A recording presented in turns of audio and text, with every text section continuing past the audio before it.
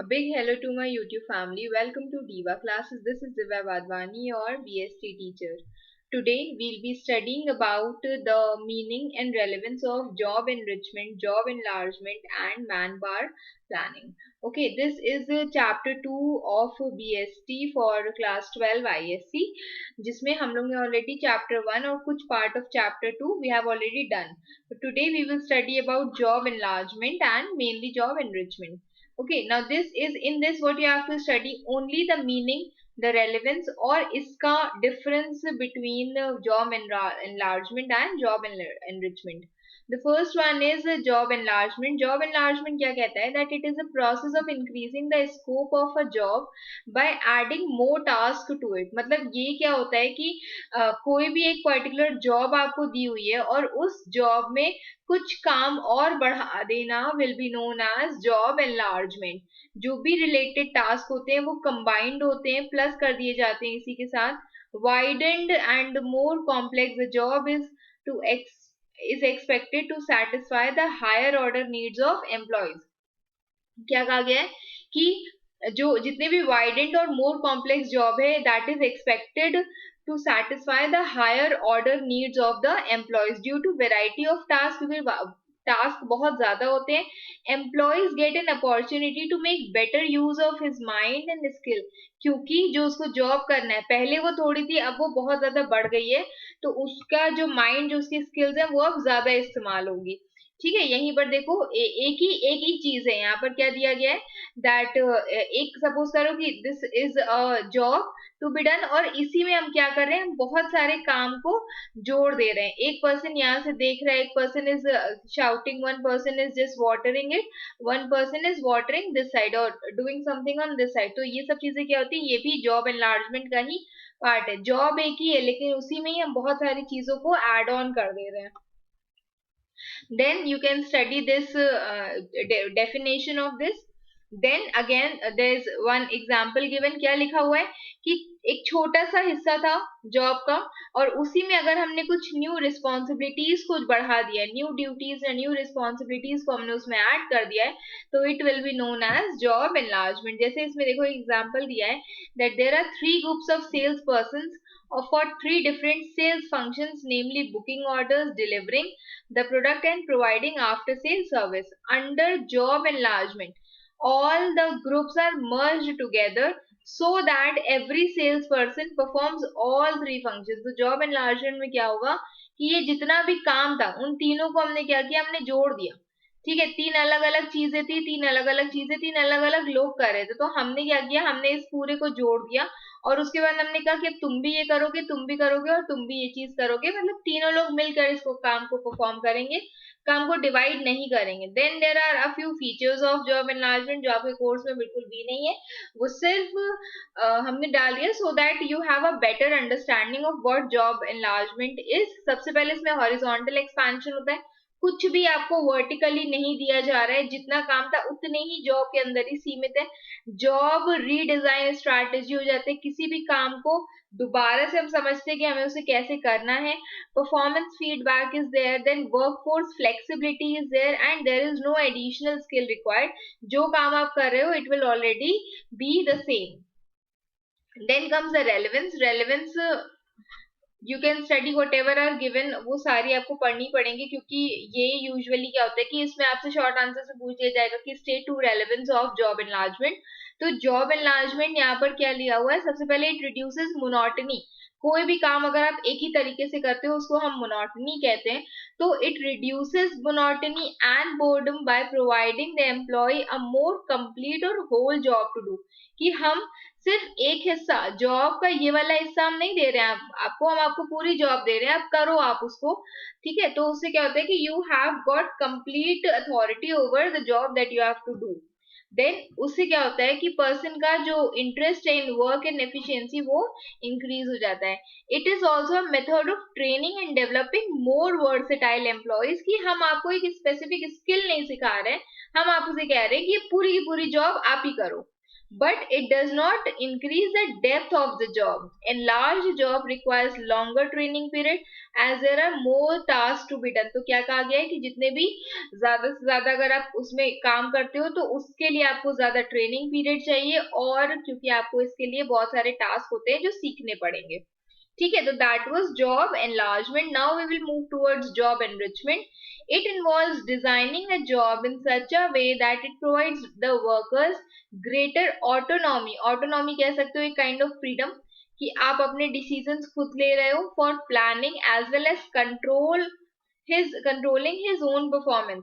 एक जॉब आपको दे दी गई है, जॉब को आपको कैसे करना है, किस तरह उसको फुलफिल करना है, how you have to perform your best, ये आप खुद से डिसाइड करते हो. जॉब एनरिचमेंट में, जॉब एनलार्जमेंट में क्या होता है, एक काम में आपको और दो चार काम दे दिए गए हैं कि अच्छा ये वाला काम कर रहे हो तो आप ये भी कर लो और ये भी कर लो. बट जॉब एनरिचमेंट में क्या होता है कि एक ही वर्क है और उसी वर्क को करना कैसे है दैट आई विल डिसाइड. हम उसको बहुत ज्यादा अपनी तरीके से उसको करते हैं. That is job enrichment. Okay, it is based on the assumption that in order to motivate the employees, the job itself must provide opportunities for achievement. हम उसको ऐसे करें कि हम उससे कुछ सीखें. I should get recognition, I should have responsibility, I should have advancement as well as growth. ये सारी चीजें हमें मिलनी चाहिए if I am performing a work. Then a job is made more interesting and challenging, thereby removing the functions of narrow specialization.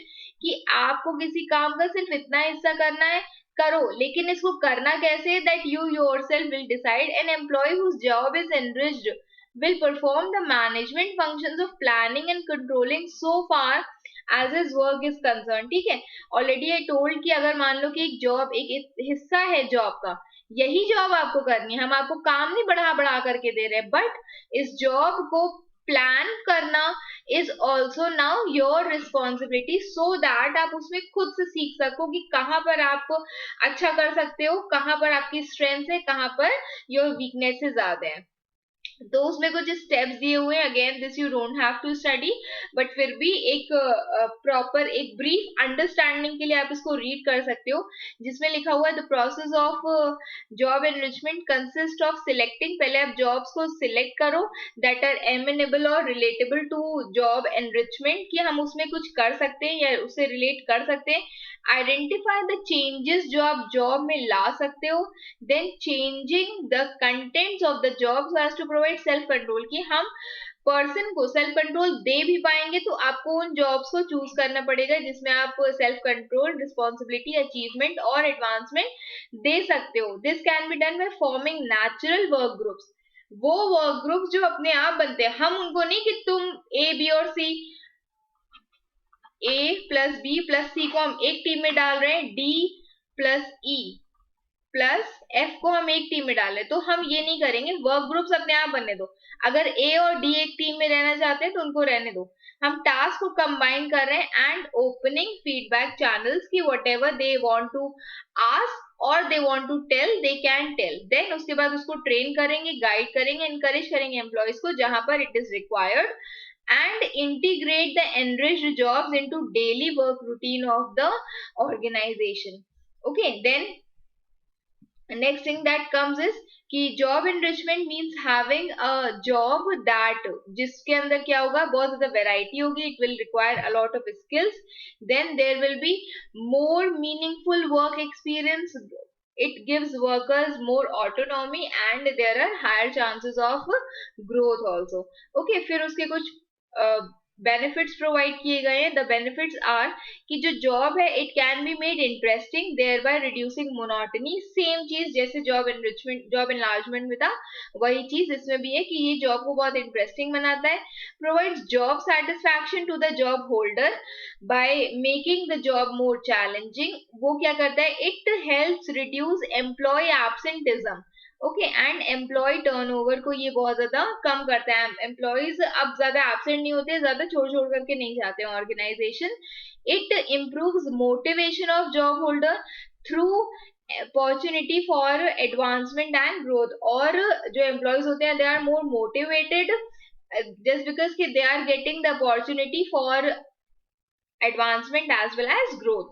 ठीक, it helps to increase quantity and quality of job performance, job performance की quality और quantity को it increases. Then next part in this is कि आपको difference चाहिए, difference होता है, ये आपकी बुक में भी दिया हुआ है। अदर देन दैट आप इसको भी पढ़ सकते हो। दिस एक पॉइंट हम इसमें समझा दे रहे हैं, दैट जॉब एनरिचमेंट जो होता है it involves vertical loading of functions and responsibility. ऐसे हम आपको फंक्शंस एंड रिस्पॉन्सिबिलिटीज देंगे so that you grow and you are advanced in you become advanced in your skills। और जॉब एनलार्जमेंट होता है वो सिर्फ हॉरिजॉन्टल लोडिंग या एक्सपेंशन देता है जॉब को, इससे ज्यादा मतलब उससे बहुत ज्यादा आप कुछ सीखते नहीं हो, बट यस कि थोड़ा बहुत आपकी जो चैलेंजिंग है जॉब वो थोड़ी सी ज्यादा हो जाती है। Then next point in this is man power planning, कि अगर हमें, ये थर्ड पॉइंट था सबसे लास्ट वाला, कि if you wish to go for starting recruiting और hiring employees, तो कंपनी क्या करती है, वो पहले ये तय करती है कि आपको कितने number of people and the quality of employees you need. ठीक है, जिसके लिए व्हाट दे डू इज कि दे प्लान, दे एस्टिमेट, जिनको हम कहते हैं मैन पावर प्लानिंग और मैन पावर एस्टिमेशन। ठीक है, मैन पावर एस्टिमेशन क्या होता है, it is a process by which management ये डिसाइड करती है कि जितनी करंट मैन पावर है वो कितनी है, और उसके अलावा हमें डिजायर्ड मैन पावर कितनी चाहिए। ओके, देन नेक्स्ट पॉइंट देखो, आप इसमें देख सकते हो कि whatever work is there, तो उसके लिए हमें कितने एम्प्लॉयज की जरूरत है, 2 लोग जो ये काम करेंगे। Then 4 people are here, 1 we are searching already and 2 people are here। तो ये सारे जॉब्स के मैन पावर्स, और वो हमें उसके अकॉर्डिंग प्लान करना है कि how much else we need. Okay, अब उसके बाद इसमें 2 डायमेंशंस दिए हुए हैं, क्वांटिटेटिव एंड क्वालिटेटिव। ना क्वांटिटेटिव एस्पेक्ट क्या कहता है, वो ये कहता है कि estimation involves the number of employees required for future time period. इसके लिए उन्होंने 2 हिस्सों में उसको डिवाइड कर दिया गया है। सबसे पहला है वर्कलोड एनालिसिस। वर्कलोड एनालिसिस कहता है कि हर डिपार्टमेंट में हम उसको एनालिसिस एनालाइज करते हैं, टोटल वर्कलोड जो होता है वो पर एम्प्लॉय डिवाइड कर दिया जाता है, will yield the number of employees needed in the department. जैसे एग्जांपल दिया है कि एक फैक्ट्री में 50,000 कार्स, ठीक है, were suppose to be produced, standard man hours जो उसके लिए चाहिए एक कार बनाने के लिए वो 10 है। तो क्या लिखा हुआ है, total man hours will be, जब हमें कितनी 50,000 कार्स बनानी है और हमें ये पूछा गया है कि एक कार को बनाने में स्टैंडर्ड मैन आवर्स, एक कार को बनाने में कितना घंटा लग सकता है, तो इट इज अराउंड 10 आवर्स। तो टोटल मैन आवर्स जो हमें चाहिए वो कितना होगा, 50,000 इंटू 10, तो 5 lakh man hours. The man hours available पर वर्कर आर 2500 पर ईयर। जो अभी हमें अवेलेबल है वो कितने हैं, वो 2500 पर ईयर है। द फैक्ट्री विल रिक्वायर, अब उनको कितने चाहिए, उनको इतने वर्कमैन चाहिए, 5 lakh divided by 2500 in a year, जो उनको हेल्प कर सके। करीबन 200 वर्कमैन उनको और चाहिए जो उनको हेल्प कर सके उस ऑर्गेनाइजेशन को चलाने के लिए, कार्स को प्रोड्यूस करने के लिए। Then is workforce analysis. Workforce analysis क्या कहता है कि जितने भी एग्जिस्टिंग वर्कर्स हैं, वो जरूरी नहीं है कि हमें 2019 18-19 में प्रेजेंट ही हो सकता है कि कुछ चले भी जाए, either we can lose some of them due to retirement, resignation और प्रमोशन। इसीलिए in order to estimate the loss of current workforce, workforce analysis is done. ठीक है, वर्कलोड एनालिसिस होता है कि हमें अगर कुछ सामान बनाना है तो उसमें हमको कितना समय चाहिए होगा, और उसके अकॉर्डिंग हम डिसाइड करते हैं कि भाई अगर इतने लोग हैं जो हमें इतना समय दे पा रहे हैं तो और हमें कितने लोगों की जरूरत होगी। वर्कफोर्स एनालिसिस आपको बताएगा कि मान लो लोग छोड़ छोड़ करके चले जाते हैं या रिटायर हो जाते हैं या प्रमोट हो जाते हैं, तो उस पर्टिकुलर टाइम पीरियड पे उस पर्टिकुलर डेजिग्नेशन पर हमें कितने लोगों की जरूरत पड़ेगी। तो work history of each existing workers in the factory is prepared. उस बेसिस पे, पास्ट एक्सपीरियंस के बेसिस पे ये हम लोग ने देखा कि हर साल करीबन 10% जो मैन पावर है वो हम लोग लूज कर देते हैं। इफ 160 वर्कर्स ऑलरेडी यहाँ पर काम कर रहे हैं फैक्ट्री में, तो सिर्फ 144, क्योंकि हम उसका 10% निकाल दे रहे हैं, 160 का 10% 16, तो 16 दो 1 और उसी से हमने उसको माइनस कर दिया, तो 144 वर्कर्स उस टाइम पर अवेलेबल रहेंगे। तो उसी के according company will have to recruit 56, क्योंकि हमारी नीड कितनी थी, 200 थी इन टोटल, 200 हमको चाहिए थे, जिसमें से हमारे पास 144 ऑलरेडी थे। ये पुराने वाले एग्जाम्पल को जोड़ के बताया जा रहा है, ठीक है। तो दे आवर ऑलरेडी देयर, और उसी के अकॉर्डिंग हमें नए वर्कर्स कितने चाहिए होंगे, 56 वर्कर्स चाहिए। Now comes the qualitative aspect. Qualitative aspect कहता है कि जो एस्टिमेट है about the knowledge, skills and experience of required man power, वो हमारे क्वालिटेटिव एस्पेक्ट में आता है। Quantitative, number of people that we require. Qualitative will be their skills, knowledge and qualifications, eligibility and their knowledge, whatever they have studied, जो भी उन्होंने पढ़ा in terms of their academics और in terms of their practical and professional experience, वो सब इसी में आता है. The quality of manpower can be judged on the basis of job analysis and job specification or man specification. Okay, now we move towards the last topic for today, that is the relevance of manpower estimation. जो क्या कहता है, सबसे पहले it helps to ensure कि organization में required number and required quality of manpower है. हाँ, वो ये देखना चाहता है मैन पावर एस्टिमेशन का मेन रीजन या मेन रेलेवेंस क्या होता है, कि वो ये जानना चाहता है कि required number and required quality of man power है जॉब वैकेंसीज को फिल करने के लिए, else it will not be able to achieve its goal. फिर it helps to avoid sorry, it helps to avoid any excess या shortage of employees for various jobs. कि अगर एक जॉब है तो उसमें ना लोग बहुत ज्यादा हो जाए ना लोग बहुत ज्यादा कम हो जाए. It facilitates expansion and growth of the enterprise. Growth or expansion of the enterprise is necessary. Then it leads to better utilization of manpower and reduces wastage of manpower.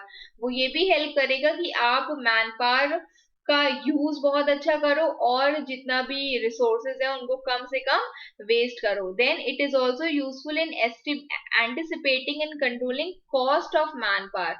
Okay, anticipating and controlling the cost of man power. Then next one, पहले हम ये देखते हैं कि हम लोग कितना हमको मैन पावर चाहिए, और उसके बाद we have to control the cost of man power also. Man power also in the sense कि भाई उनको अपॉइंट करने के लिए also we will be taking some charges, some expenses होंगे, कंपनी की कॉस्ट बढ़ेगी उस पे, तो उसको भी हमको कंट्रोल करना है. देन ऑब्वियसली आप उसको किसी भी पर्सन को एम्प्लॉय करोगे तो आप you have to pay them wages, salary, bonuses, incentives, तो उसकी भी कॉस्ट जाती है. कि हम अज्यूम करें कि अगर हम इतने लोगों को रख भी रहे हैं तो do we have so much enough money so as to pay them. And it helps in planning physical facilities, जैसे कि स्टाफ क्वार्टर्स होने चाहिए, उनके रहने की जगह, कैंटीन, ऑफिस फर्नीचर्स होने चाहिए और इक्विपमेंट्स भी होने चाहिए.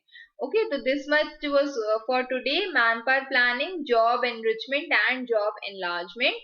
I will send you this PDF on Telegram, Diva classes. You can see it from there. If you have anything else you need to study, you can mention it in the comment box. Keep preparing for your exams and thank you.